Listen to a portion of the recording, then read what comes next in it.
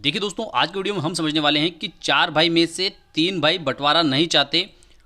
तो एक भाई जो है वह अपने हिस्से का बंटवारा कैसे करवा सकता है। ठीक है, तो इस ग्राफ के माध्यम से हम सब कुछ समझने वाले हैं। तो आपने चैनल को सब्सक्राइब नहीं किया तो चैनल को सब्सक्राइब कर लीजिए, बेल आइकन को प्रेस कर दीजिए और इस वीडियो को फटाफट लाइक कर दीजिए, क्योंकि इस चैनल के माध्यम से आपको मिलती है सरल और आसान भाषा में कानून की नई नई जानकारी। तो आइए वीडियो को शुरू कर लेते हैं। जैसे मान लेते हैं कि वर्ष 2021 में यह खेत जो है, यह 12 बीघा खेत जो है इन चारों भाइयों के नाम पर था। ठीक है, अब ऐसी स्थिति में क्या होता है कि इनमें से यह एक भाई, दो भाई या तीन भाई जो है, ये तीनों नहीं चाहते हैं कि इस खेत का बंटवारा हो, और यह अकेला भाई जो है यह चाहता है कि इस खेत का बंटवारा हो जाए। ठीक है, और 2021 से वर्तमान तक इन तीनों भाइयों ने 1, 2 और 3 इन तीनों भाइयों ने या इनमें से किसी भी भाई ने इसमें से अपने हिस्से में से कोई ज़मीन विक्रय कर दी है। तो ऐसी स्थिति में यह भाई जो है यह चाहता है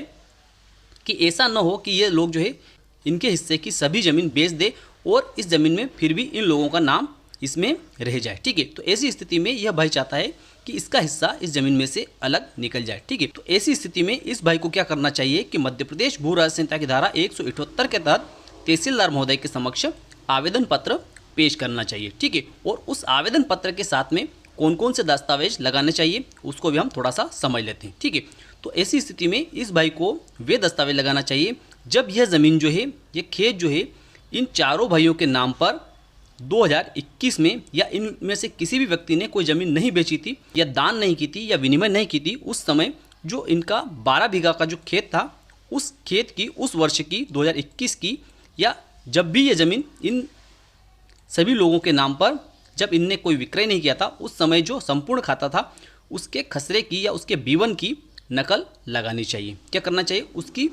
B1 की नकल इस व्यक्ति को आवेदन पत्र के साथ में तहसीलदार महोदय के समक्ष पेश करनी चाहिए। उसके साथ साथ में इन लोगों ने या इनमें से किसी भी व्यक्ति ने इस ज़मीन में से जो ज़मीन विक्रय की है या दान की है या विनिमय के माध्यम से किसी व्यक्ति को अंतरित की है, तो उस दस्तावेज की प्रमाणित प्रतिलिपि भी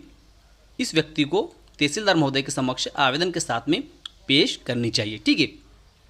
तथा आज की तारीख में इस खेत का वर्तमान रकबा अर्थात एरिया कितना है उसके संबंध में भी वर्तमान B1 और खसरा तहसीलदार महोदय के समक्ष आवेदन के साथ में पेश करना चाहिए। ठीक है, और उस आवेदन पत्र में इसको और इसको इन तीनों लोगों को अनावेदक बनाना पड़ेगा। यह आवेदक बन जाएगा और इन तीनों लोगों को उस आवेदन पत्र में अनावेदक बनाना पड़ेगा। ठीक है, उसके बाद में क्या होगा कि जब आवेदन पत्र यह व्यक्ति जो है यह तहसीलदार महोदय के समक्ष पेश कर देगा, तो तहसीलदार महोदय के द्वारा इन तीनों लोगों को सूचना पत्र अर्थात नोटिस जारी किया जाएगा और इनसे अपना जवाब मांगा जाएगा। इसके बाद में ये लोग जो है अपना जवाब तहसीलदार महोदय के समक्ष प्रस्तुत करेंगे, और जो बात इस आवेदक ने तहसीलदार महोदय के समक्ष लिखी है आवेदन में, उस बात का अगर किसी प्रकार से ये लोग जो है ये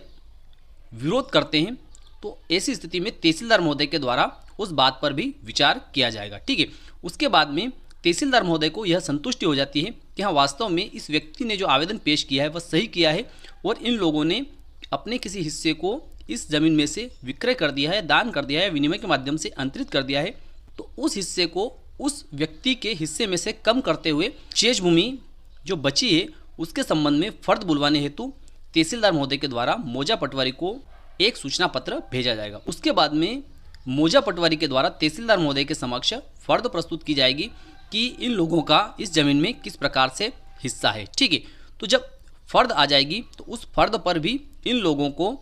इस व्यक्ति को, इस व्यक्ति को और इस व्यक्ति को और इस व्यक्ति को अपना पक्ष रखने का अवसर प्रदान किया जाएगा। जब इन लोगों के द्वारा अपना पक्ष रखा जाता है और किसी प्रकार का अगर विरोध किया जाता है तो उसको भी तहसीलदार महोदय के द्वारा सुना जाएगा, और तहसीलदार महोदय को अगर उचित लगता है कि इनके द्वारा जो विरोध किया गया है वह सही नहीं है, तो ऐसी स्थिति में इस व्यक्ति का इस ज़मीन में से, जैसे मान लो 12 बीघा ज़मीन है, तो इसका जो है 3 बीघा ज़मीन का हिस्सा अलग कर दिया जाएगा और शेष ज़मीन जो है वह इन तीनों लोगों के नाम पर रख दी जाएगी। या अगर इन लोगों की वहाँ पर सहमति हो जाती है तो ऐसी स्थिति में इस ज़मीन के 4 हिस्से कर दिए जाएंगे। तो मैं विश्वास रखता हूँ कि इस प्रकार से कोई भी व्यक्ति अगर अपना अकेले का हिस्सा निकालना चाहता है किसी खाते में से और उसके शेष भाई जो है वह सहमत नहीं है, तो ऐसी स्थिति में इस प्रकार से वह अपने खाते का विभाजन करवाकर अपना हिस्सा अलग करवा सकता है। तो इसी प्रकार के इंटरेस्टिंग वीडियो को देखने के लिए वीडियो को लाइक कर दीजिए और चैनल को सब्सक्राइब कर दीजिए। फिर मिलते हैं अगले वीडियो में, तब तक के लिए जय हिंद जय भारत।